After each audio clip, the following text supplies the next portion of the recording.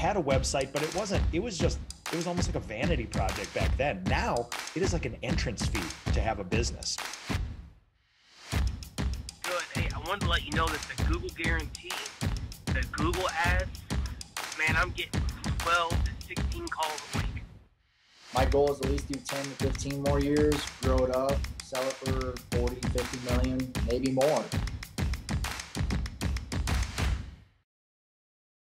Hello, everyone, and welcome to Titan Talks. My name is Jonathan Stern. I'm an engineer at Topline Pro, but once a week I have the honor of sitting down with successful home service entrepreneurs to discuss their journeys to success. Today is November 2nd, 2023, and my guest is Jonathan Henne of Jonathan A. Henne Property Services, a lawn care company based in Hamburg, Pennsylvania. We met Jonathan last year at the Equip Expo, and we are so excited to have him on Titan Talks today to hear about his story, how the last year has been, and anything related to that. Jonathan, thanks so much, and welcome to Titan Talks. Yeah, thanks for having me. Good to see you. Would love to get started with an origin story. Tell us, how'd you get started in lawn care? I actually got started when I was a kid. My dad had a landscaping garden center company, and I grew up working around the garden center and helping the family out, going out with the guys. Back then, I was probably just a little kid running around, the owner's kid causing trouble, but I grew up in a good way, had a lot of fun, and my dad had unfortunately passed away probably when I was 16, and they kind of had to shut down the business at that point in time. I was too young to take it over. And, years later here, a couple years later here, we were able to kind of open it back up and do my own thing. So it's been a journey. It's been fun. Did you always want to be a business owner, Jonathan, or is this something that fell into your lap almost? Yeah, I had to work pretty hard for it. I definitely, not having my dad, I guess, per se around, showing me, the business side of things. It's been a learning curve, and I'm excited for where we're at. It's only getting better, and, we're just trying to uphold, everything he did and everything I was taught. So tell me, when exactly did you get started? How long have you been in business now? This is going to be, I believe, our sixth year in business, and I did a little part-time here or there. When I was working a full-time job somewhere else. Always been in the industry, always been, doing the, blue-collar work, I like to say. And I was excited when I had the opportunity to go ahead and do it myself. How were the early days? It can be a little bumpy starting out, right? What was something that got you off the ground? It was, man, I tell you what, when I first started, I bought used mowers.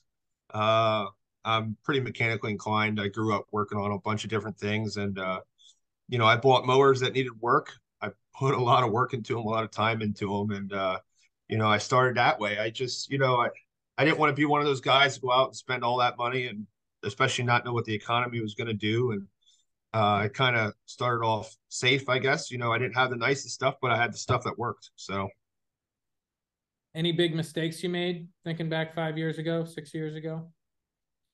I wouldn't really say mistakes. I guess you always learn from everything you do. I don't regret anything we did. It's just we're still learning. I grew up out in the field doing the work hands-on. So for me, probably the hardest thing I do is the office work, honestly. Learning computer systems, learning, bidding the jobs. Like I said, I grew up doing the work out in the field. I didn't grow up in the office. That's where my parents kind of, did all that stuff. So I didn't really get to learn it. So I started from nothing experience wise. And I have a lot of good friends that I can lean on too. Do you enjoy the office or would you rather be out in the field? What's your natural inclination?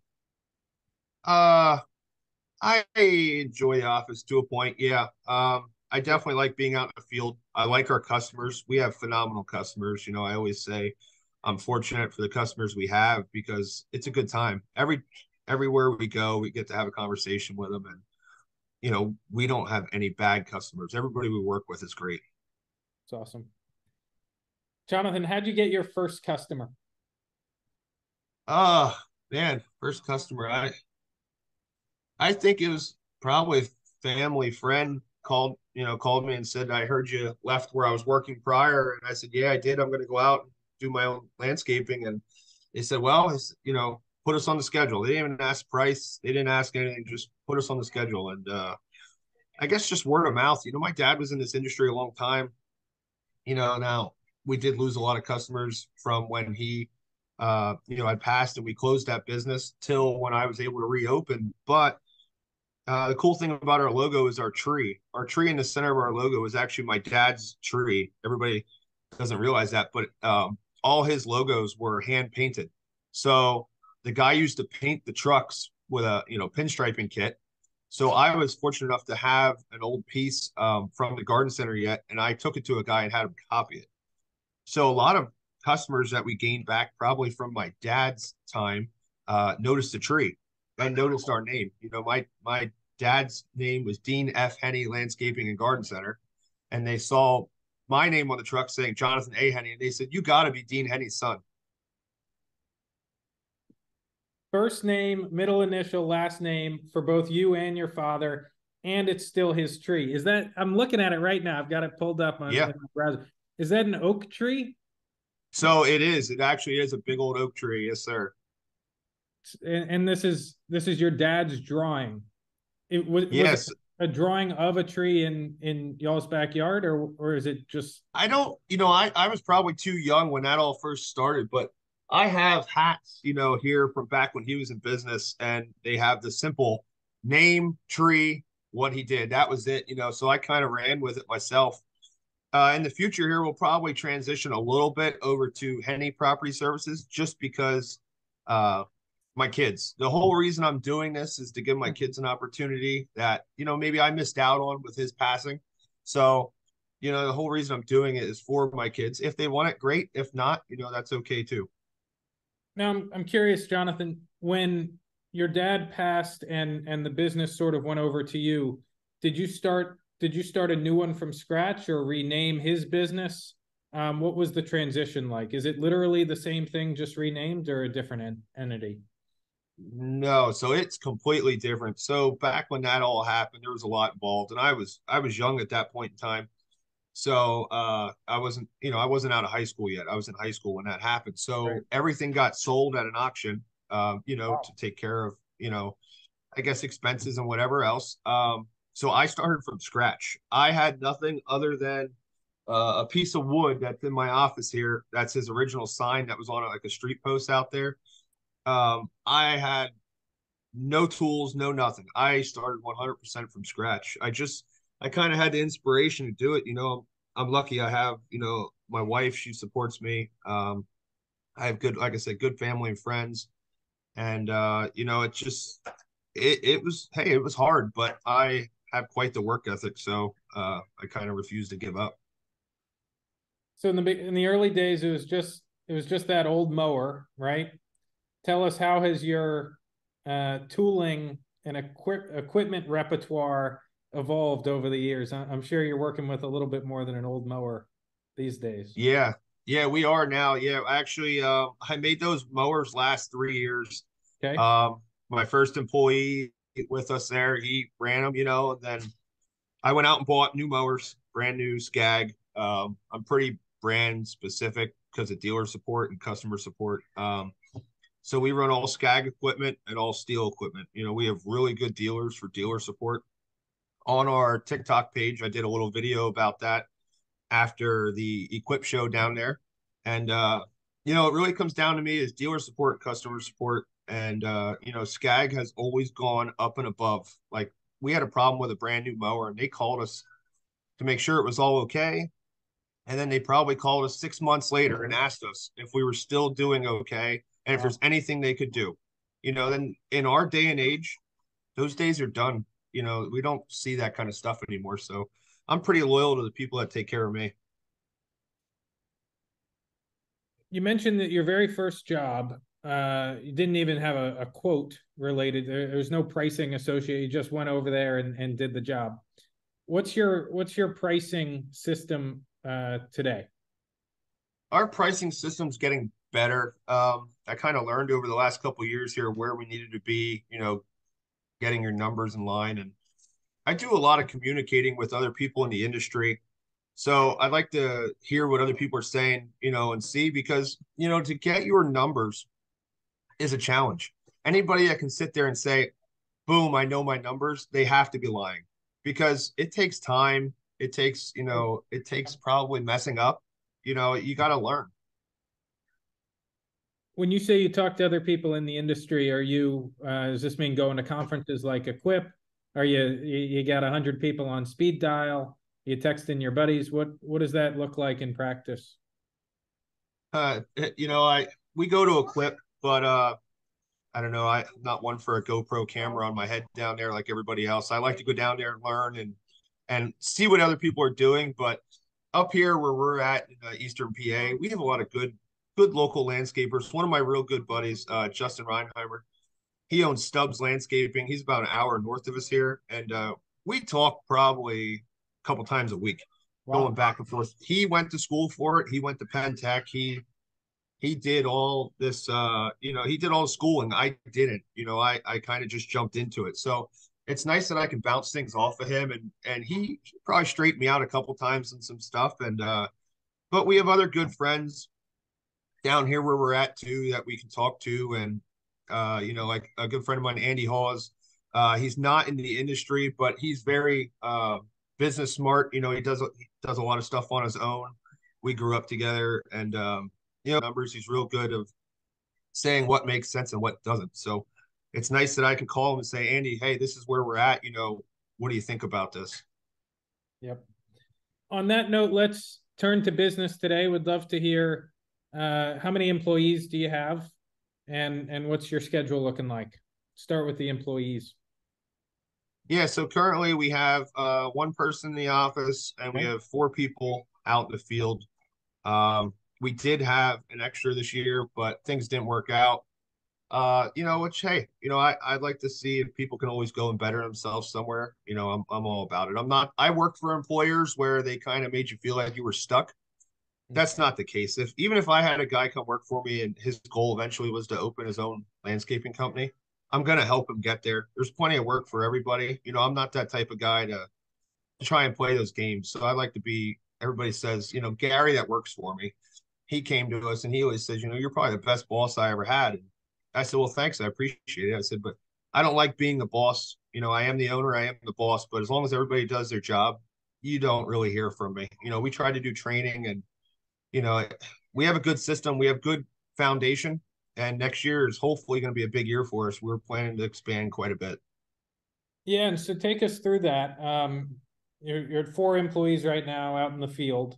Where do you expect to be next year, and what's take us through the process for how you're going to get there? How do you find the guys?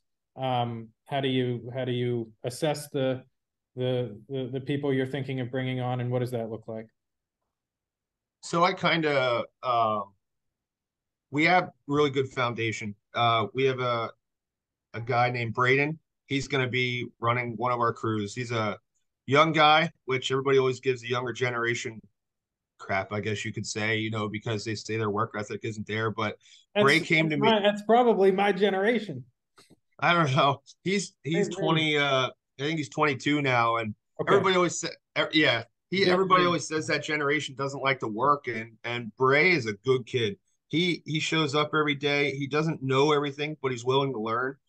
And he doesn't say much. He always thinks I'm analyzing everything, and I am. But I'm analyzing things to train him, and I know he's going to make a great foreman. And he'll treat people the way I do. That's what's most important to me. I can teach and train anybody anything. It's just a matter of how you treat people is what matters to me. How did you meet? You said Braden is his name? Yeah, Braden. So Braden, his fiance actually works with my wife. My wife's a nurse, and they work together at the local urgent care down here. And he was looking for work back when I was needing an extra hand, and that's how we kind of got hooked up. And it's been great ever since. And then we also have Gary. Gary is he was a mechanic almost his whole life. He just turned 50.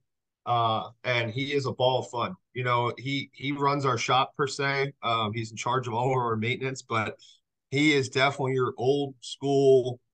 You know, even me, he always says I'm, you know, a young kid. You know, so he's always trying to whip us in shape. And you know, those two guys are like our main puzzle pieces. You know, because Gary keeps a good eye on everything we're doing, and Bray's real good with people. So I am very fortunate to have the people we do. And I always say, you know, as far as, you know, quality of people, I'm thrilled with what we have, and I'm excited for next year. And we're hoping to go next year, probably 2 crews and maybe a little more. Wow. So 2 crews, is that what, 10 people, 12 people total? How many would that Yeah, be? it could be 8, 10. You know, it just depends. I'm not really, you know, I'm not going to say it would be 12, 13. You know, ideally, uh, I am really ambitious about getting some things going, but I also want to make sure we keep the quality up. The hardest thing for us right now is honestly the learning the scheduling, learning how to communicate better with customers. You know, I love our customers, and I know that there's always room for improvement there. Any business owner that says there's not, it's probably lying, you know, because I do care about, you know, our schedule and how we do things. And that's why I went to the Equip this year, was to try and find some new stuff, software and everything else for our schedule, because it's important to me, and I want to do better in the office side of things. What do you use now, Jonathan?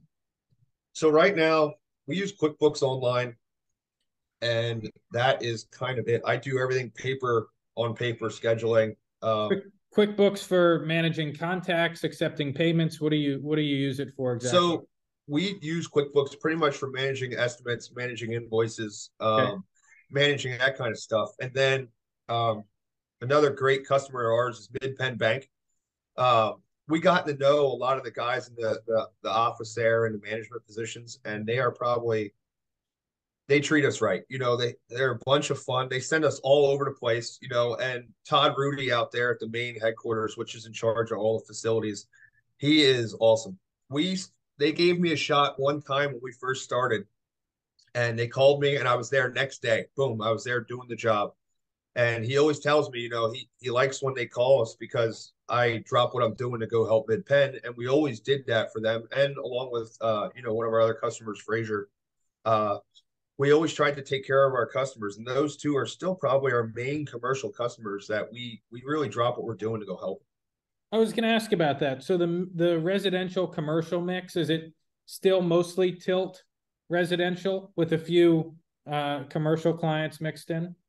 Yeah, I would say right now, yeah, we do have a handful of commercial, and we have majority is all residential, and I like it that way. Yeah. But you know, as we grow, we're gonna keep going after the bigger stuff, and you know, I just, if I can't do something 100%, I try not to do it. So that's why I never really went out and bid some of these real big jobs, because I knew we couldn't do it 100%. In terms of how you get most of your jobs, you have a website now through Topline Pro, there's Google Business Profile, Facebook, word of mouth. Could you walk us through where the jobs are coming from? I'm sure it's a bit of each channel, but would like to, if you know the breakdown, I think it'd be interesting to hear. Yeah, so when we first started, it was probably 80% word of mouth, and the rest was Facebook. Okay. And then I happened to run into, you know, you guys, Topline Pro, down at the show, I think 2 years ago, maybe it was. And I forget the girl's first name that helped us, but I mean, she was phenomenal. She got us in the booth. She was talking to us, and you know, I guess you could say I'm your typical Pennsylvania Dutch guy, you know. Was it Darina by chance? Yeah, I think it was. Yeah, okay. I think it was. Yeah. And she's phenomenal. Like, you know, she didn't try to sell me on it. She tried to explain it to me. So I thought about it, and I think I actually left the booth and came back, and then she showed us everything, and we signed up that day. Actually, I think that night already we had our prototype. Somebody emailed us a picture of what it would look like, and I said, you know, let's do it. I always wanted to do the website thing, but customer service always sucked, you know. And then I met you guys, and it's like the complete opposite. You know, it's been a great, you know, experience. I mean, it's one thing to have, something that represents your business in a professional manner online, but you have to be able to manage it along the way. And if you need a person, right, you need to be able to get a human being on the line who can help you out. And that's something that we hope to offer all along the way. So really happy to hear that. What's your goal in 10 years, Jonathan? You've given us a sense of, where you've come from, where you are today, and maybe where you want to be in a year. But what about the next 5 or 10 years? I'd like to say my main goal is probably 4 crews, and just have a good foundation and honestly provide the best service we could possibly provide to our customers, and also provide a great place to work where everybody can come to work and have a good time and go home and not have to feel like you're just a number. And if we can provide both of those things, I truly believe that everything else will fall in line. Trucks, more equipment, bigger jobs. I think that, going off of those 2 things, if we can do those right, everything else will come in line. Like I said, with our customers, everything's good. And we care about our customers. My guys are taking trash cans in if they're at the end of the driveway. They're taking them in and putting them back, recycling bins, getting the newspaper for people. And that's what I want to see. I'm not worried about the extra 5 minutes on my time clock of what it takes. I'm worried about doing the right thing and providing the better service. One more question about your online presence before we jump into a rapid fire round, if you're up for that. Oh yeah. Would love to hear what does your online presence look like in a year on top of the website and Google Business? Anything else planned? You mentioned before we were talking about your testing out the digital media, digital asset creation. Any interest in like Google Ads? Anything in the pipeline over and above just the website and Google profile? Yeah, definitely. I was actually, like I said, I was on there playing last night with your pro service there, and it's phenomenal. And yeah, I want to sign up for Google Ads. We just upgraded to, I think, your pro package here. You guys are helping us out with our advertising on our social media accounts, and that I should have did it last year. I don't know what I waited for. Social media was always a problem for me with content. What do I want to put up? And I'm glad I ran into you guys at the show again, and we got that taken care of. But yeah, I definitely see us doing Google Ads, and we're on Facebook, Instagram, and we're trying the TikTok thing, just to have a little fun with it. There's a lot of great creators on there. I might not be the best guy to do some of the editing and all that stuff, but I want to have fun with it. There's guys on there that they express their story, and that's great. And that's why I like it, because we can see what other people are going through. Yep, that's exactly right. Well, I hinted at it. Are you ready for the rapid fire round, Jonathan? Oh yeah. What would you say is your greatest challenge? Definitely, probably, like I said, in the office is scheduling. That's, like I said, that's always, we're working on a software now to help us with that. That's probably my greatest challenge. The other thing is, dedicating time. I got a little guy and a wife, and I got to make sure that I have, time to get back here and spend with the family, because the whole purpose of this business is family. So. Exactly right. I know it's rapid fire, but I'm going to double click into the scheduling real quick. What is the problem exactly? Is it just so much to manage? Is it too many phone numbers? Where do I keep them? When do I call? If you could pinpoint the problem, what is it? Too much going on in one day. It's phone calls, it's text messages, it's emails, and I'm grateful for all of them coming in, but it's overwhelming. And I try to explain it, and 99% of our customers get it. I'm always gonna be there. I'm never not gonna be there. It might take me a little bit to get back to you, but I will always get back to you. And like some people say, oh, it's just he's it weighs on me. I always say that, it weighs on me to do better, and I want to perfect that. We have a lot of good customers and more to come, and I want to perfect the scheduling. Right now I have a 4-foot by 8-foot whiteboard in front of me. I bought to try and do scheduling and to figure out a better system, and it's sitting here. I'm still using pen and paper. I'm looking at it in front of me here in the office, and my wife said one day, "What did you buy on Amazon?" Well, it was a 4 foot by 8 foot whiteboard showed up at the house, and uh, you know, I still have intents to use it. It's just I don't know. I guess per se you could be say I'm overwhelmed at times where I'm trying to maybe wear too many hats, but I'm very ambitious. I'm not satisfied with where we're at. So, I'm always trying to do better. And that takes a lot of your, maybe not your physical side, but your mental side. You're full. Yep. In 6 years since you started the business, what's been the most surprising thing? Uh the guys and the customers I have now. Like, in all honesty, it's when you were first starting out, and we had some employees then, and they were good. I didn't really know what I needed, know what I wanted. But what I have now is definitely fuel to my fire. I wouldn't say I'm burned out, because they energize you. Our customers are great. They're texting me, hey, how's your little guy doing? Happy birthday to your little guy. Happy birthday to me. Social media, they're all wishing me and my wife happy anniversary. The atmosphere we're in, is really cool. And I hope the bigger we get, it stays that way, and we'll intend to keep it there. What advice would you offer to someone like you who's thinking about starting off on their own, building a landscaping company or home services company? Definitely don't be afraid to reach out and talk to people. You have to talk to people, even if you didn't go to college for it, like I didn't, and my friend Justin up there, he did. So he got the hands-on experience in college. I got the hands-on out in the field. Don't be afraid to talk to people. And if somebody can't take the time out of their day to talk to you, there's something wrong. In our local area here, there's a bunch of landscapers, and most of the local landscapers here are all, civil, I guess, per se, good friends. Yeah. We try not to bid against each other because we're not in that business. There's plenty of work for everybody. And it's nice when everybody can work along. So I would definitely say, communicate and, go out and learn. You got to talk to people.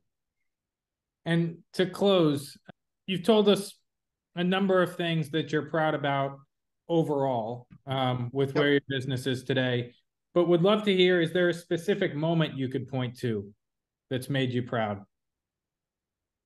Yeah, there's a bunch. Honestly, just every year we try to give back. So as a business owner, I try to donate. This economy has been tough between COVID and after COVID, and money's tight for people. And every year I try to donate a service to somebody, whether it's 2 years ago, we mowed somebody's grass for free for the whole year because they had cancer. And I didn't want the family to have to worry about it. Last year, there's a local park in town here that the state closed and the county didn't want to take over. And there's a local group, Friends of Kershaw Creek, it's called. They are trying to keep it going with what resources they have. So these guys were out push mowing 4 or 5 hours a day. And I said, hey, I'll donate my mowers. I would get up at 5 in the morning, go mow. Took me an hour to mow what they were mowing in a couple hours. And, we donate our trucks and our time. Every year I try to give back. We're about to probably advertise, next year. If anybody knows anybody, any families in need that need help, like I said, I try to give back. There's a bunch of other local businesses here as well that do. But as a business owner, I like to give back when, people are in need, because one day maybe I'll need it. Well, Jonathan, thank you so much for being a part of Titan Talks. It's been so good to meet you and to hear your story and to hear about all of your successes. We wish you all the luck in the world going forward. Thank you for being a part of Titan Talks. Yeah, I appreciate you having me. Like I said, I look forward to talking to you guys in the future. I'm sure we will be.